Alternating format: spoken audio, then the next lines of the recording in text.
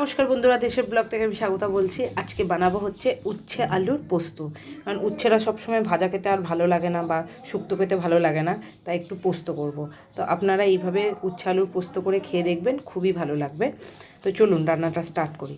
এখানে আমি উচ্ছে লম্বা লম্বা করে কেটে নিয়েছি, আলু লম্বা লম্বা করে কেটে নিয়েছি।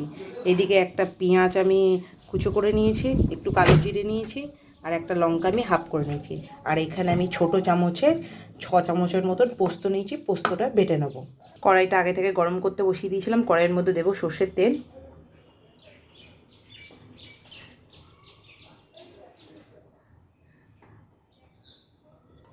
তেলটা গরম হয়ে যাক।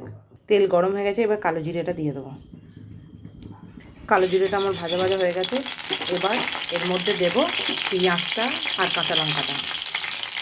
পেঁয়াজটা একটু ভাজা ভাজা করে নিই।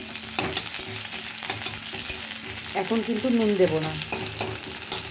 পেঁয়াজ আমার ভাজা ভাজা হয়ে গেছে। এবার এখানে আমি উচ্ছে আর আলুটা দিয়ে দেবো।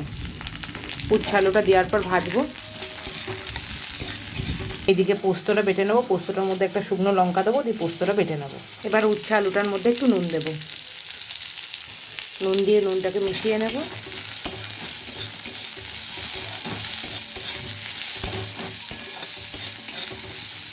দেখুন আলু উচ্ছে আমার ভাজা হয়ে গেছে। এবার এর মধ্যে আমি দিয়ে দেবো অল্প করে একটু জল। এবার একটু ঢাকা দিয়ে দেবো 5 মিনিটের জন্য। এবার ঢাকনিটা খুলবো।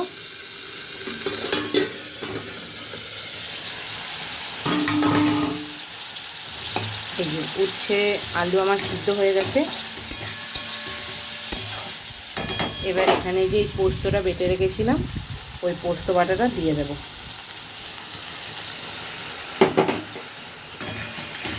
পোস্ত বাটাটা দিয়ে একটু ভালো করে মিশিয়ে নেব। একটু 2 মিনিটের মতন হতে দেবো, তারপর নামিয়ে নেব। এই যে দেখুন আমার উচ্ছে আলু পোস্ত রেডি হয়ে গেছে। এবার উপর থেকে একটু কাঁচা তেল দিয়ে দেবো, কাঁচা সর্ষের তেল। তেলটা একটু মিশিয়ে নেব। চলুন নামিয়ে নিই। এই যে দেখুন আমার উচ্ছে আলু পোস্ত রেডি হয়ে গেছে। এটা আপনারা গরম গরম ভাতের সাথে খান, অসম্ভব ভালো লাগবে। আর যদি ভালো লেগে থাকে অবশ্যই আমার চ্যানেলটাকে লাইক করবেন, কমেন্ট করবেন, শেয়ার করবেন, সাবস্ক্রাইব করবেন। সবাই ভালো থাকবেন, সাবধানে থাকবেন। আমি স্বাগতা আবার একটা নতুন রান্না নিয়ে আপনাদের সামনে আসছি।